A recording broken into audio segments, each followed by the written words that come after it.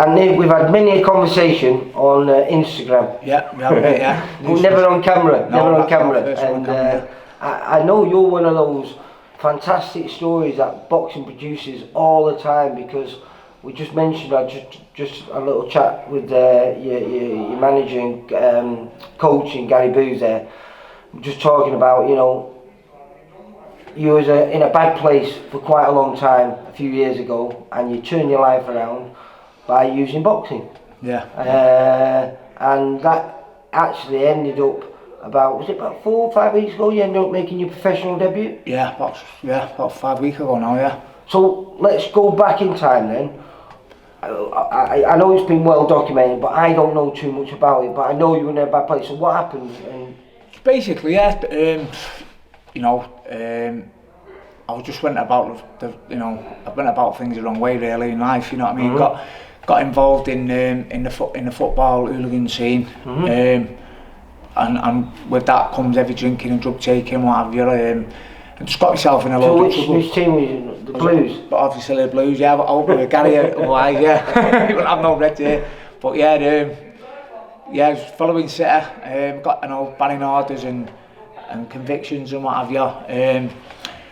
And yeah, and I was boxing unlicensed, you know, right. On here and there and what have you, doing white collars and stuff. But yeah, then. So then, where did it all change? Because you as you were saying, you lose drinking and drugs. Yeah. But that's all a thing of the past now. Yeah, when did that happen? When did you give all that up and dedicate yourself to this? Well, what happened was I was never taking anything seriously, the boxing or anything. My fitness, I ballooned up to 19 stone. I was out of shape, dangerously. I was pretty unwell. And what happened was I was going through a bad time. My nana, who brought me up as well, who's like, you know, she was my mum basically. She passed away, and at the same time we had a separation, so I found myself homeless. So with nowhere to go, I was sort of hit rock bottom and hit the bed, and the drugs hard. And it just drove me to a point really where it was like it was sink or swim for me. You know what I mean? It was do or die really. And I was just in a bad place, dark place. I was squatting actually in a house where she died, sleeping in the bed. So I managed to get on my feet with an help from a bloke that I work with. Managed to get me an house and that, and I just put the drink and the drugs down there completely. Was that hard?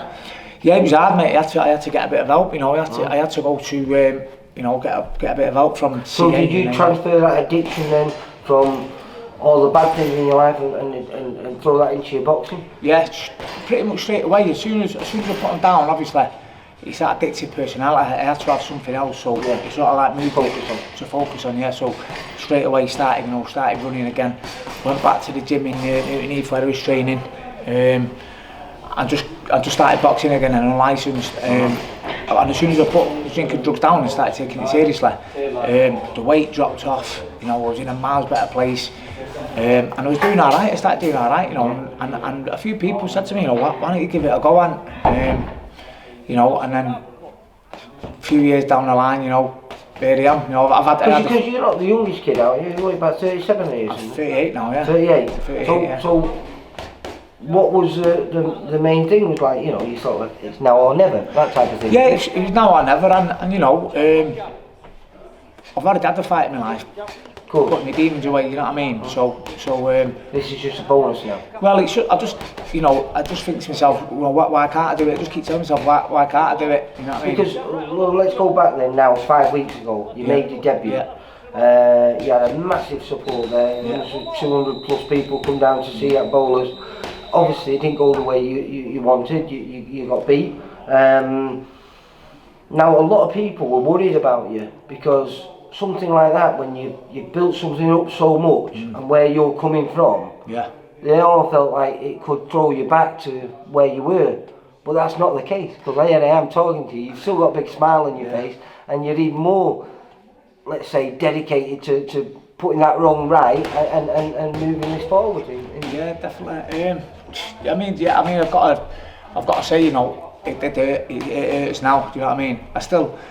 But that's good though, because you're using that hurt in a meaningful way. Yeah, of course. Yeah, I mean, them you know, them demons of mine, they're not going to go away. So it's a constant. It's still a constant battle. You know what I mean? So,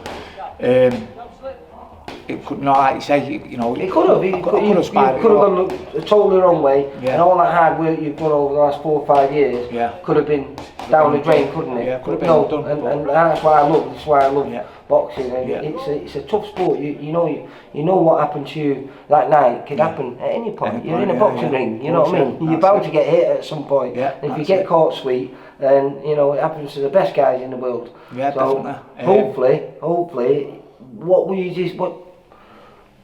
Was there anything on that night that you felt were you too up for it? Were you too, you know? To be fair, obviously, you know, I'd be lying if I said I didn't have massive nerves. You know what I mean? It was a big moment for me. You know, coming out like that on such a big show. So much support as well. So much support. You know, the noise in there from the fans. It was, you know, it was like being like being at Wembley. You know, it's, you know, the noise and what have you. But to be fair, you know, I started off for that. I was just starting to settle down, but it was just, I just switched off for a second, and that's all it took. Basically, just a second, and that's all it took. I got caught, and I didn't recover quick enough. You know, maybe made the wrong choice after I got caught, and he followed through, and that was the end of the night for me. You know what I mean? But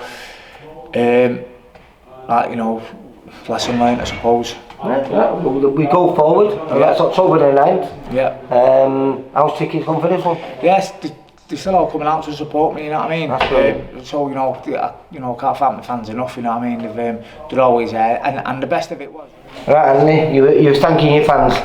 The card run out, and you were just saying that they've been amazing. Your fans have come out. It was like, say, it was only what, 4 weeks ago? About 5 weeks, 5 weeks ago now, So 6 weeks from then, they still come out in the droves to support you. They still come out, you know what I mean? Like I was saying there, you know, they're being a Blue, got a big Blue following as well, and you know, probably more than City has. I'm waiting for that one. I've got to put it in, mate. But yeah, I mean, you know, after the loss, you know, I just wanted to get out of the ring, just wanted the ring to swallow me up, but you know, still hearing 200 people chanting your name, and the best of it was, you know, they was singing the old City song, you know, we never win at home and we never win away. We lost last week and we lost today, and it sort of lifted me up, right? You know what I mean? And you know, they're great. You know what I mean? Definitely got a top fan base, and the top set of supporters. Yeah. Well, listen, hopefully you give them something to cheer about on October the 9th, mate, and you get that win, and this journey can continue then, mate. Yeah. Definitely. Anthony, you take care, and I'll see you on the 9th, mate. Thanks a lot, mate. Thank you. Right. Cheers, mate. Bye. For all boxing info, news and latest interviews, amateur and pro, across the north, click and subscribe. VIP Boxing Promotions. Also, Twitter, Instagram and Facebook.